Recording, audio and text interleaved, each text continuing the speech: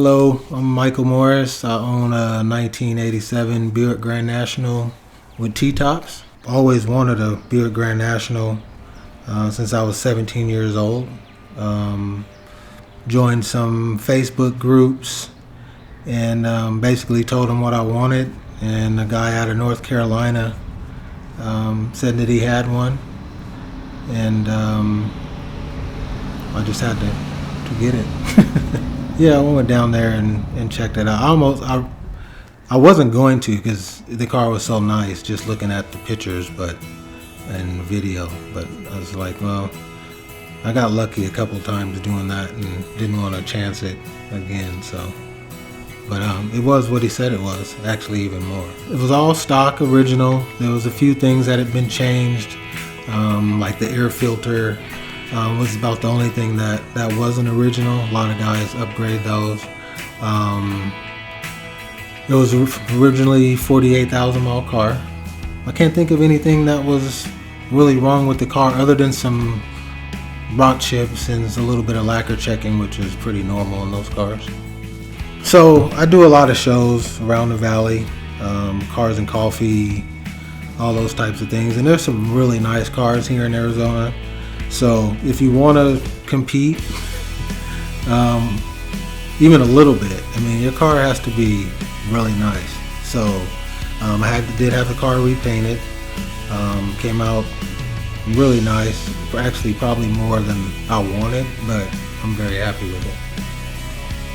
I like the stock wheels. Don't get me wrong. It's all original. Everybody remembers them.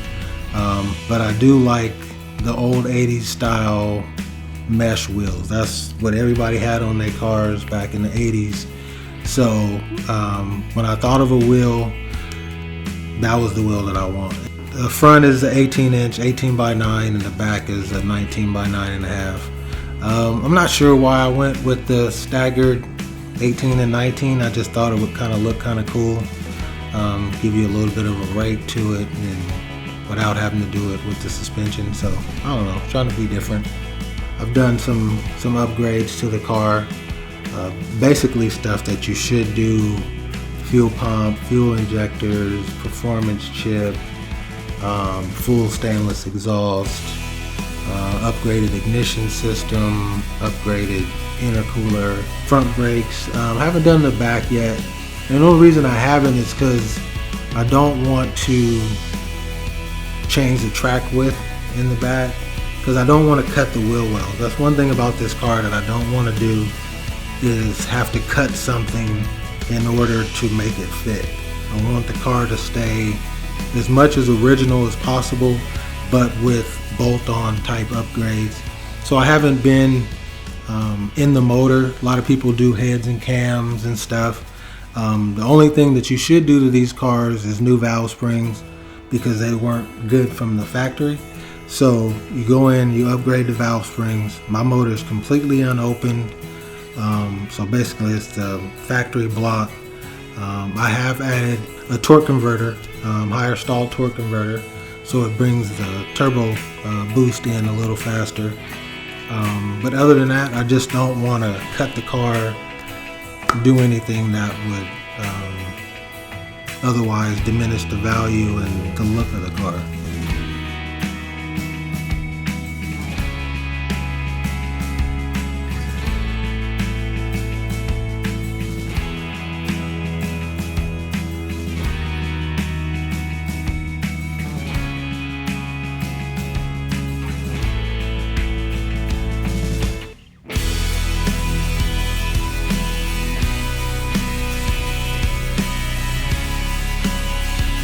So the T-tops, I'm not sure how many they made, but it wasn't very many. Just like the sunroof, they didn't make very many of those. Most guys don't, well, I'll say East Coast guys, West Coast guys love them. Don't really care for T-tops because obviously they have the potential to leak, but T-top was just one of those iconic 80s things. If you had T-tops, you were just cooler than the next guy, because you know, they obviously didn't make a convertible version, but T-tops were just always so cool. So that was one of I had 3 stipulations. It had to have low miles, it had to have T-tops, and just be an unmolested car. So I was lucky enough to find one, and I told somebody that I'm just the caretaker of the car right now. I'm just preserving it. I don't know, it's the whole car. I mean, it's just one of those cars that somebody always has a story. They recognize the car. People know this car. It's like it means something to them. Like, their family member had one, or they raced one, or me, 17 years old, coming out of high school, saw one every single day. Just made an impression on you. This black car with these chrome wheels on it, and little, emblems that looked cool. That was a different color. It was just, and then the biggest thing for me was the black and gray interior. We used to try to emulate that on other cars. We would do 2-tones with different inserts, and then the piping around the edges of the seat. So it was, I don't know, just one of those cars. It was weird because I was crazy emotional about just the fact that I knew I was going to buy the car. I was in shock and awe, I guess, that this was actually going to be my car. So I bought it with 48,000. It has 52,000, and I've had it a year, so I have been driving it. I plan on driving it some more, and I normally get up, if it's nice out, I'll take 10-20 mile drive over by Swirl Lake. I'll go down South Valley or Southeast Valley, down Queen Creek, and kind of do a loop or something, and come back I hate letting my car sit. I hate it. I just love driving them. To me, it's a piece of history.